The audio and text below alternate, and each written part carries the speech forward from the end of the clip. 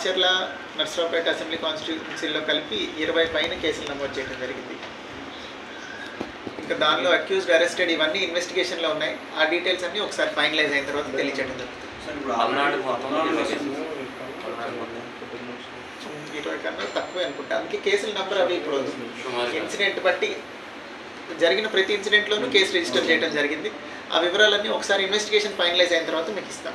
కొంతమంది పోలీస్ సిబ్బంది మీద వచ్చేటువంటి ఆరోపణలు, కొంతమంది సస్పెండ్ అయ్యారు, కొంతమంది చర్యలు ఇప్పటిదాకా అయితే ఇప్పటిదాకా సార్ 144 సెక్షన్కి కర్ఫ్యూ లాగా వ్యవహరిస్తున్నారు సార్. లేదండి, అంటే షాప్లో సెక్షన్ అంటే మేము ఏమనలేదు. 3 కన్నా ఎక్కువ మంది చేరద్దు అంటుంటే వాళ్ళకి ఎవరు రావట్లేదు కదా, రోడ్ల మీద ఎవరు తిరగట్లేదని వాళ్ళు. అంటే వ్యాపార సంస్థలు మూసేస్తున్నారు కదా సార్, పబ్లిక్ ఇబ్బంది అవుతున్నట్టుంది. లేదు 144 సెక్షన్ అంటే 144 సెక్షనే. గుంపులుగా తిరగకూడదు, 3 అంతకన్నా తక్కువ మంది మాత్రమే ఉండాలి, రోడ్ల మీద అన్నెసరీగా సంచరించకూడదు. ఇవి 144 సెక్షన్.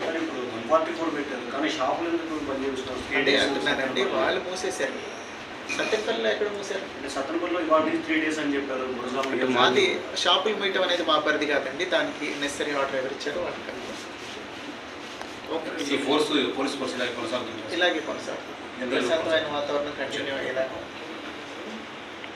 Thank you sir.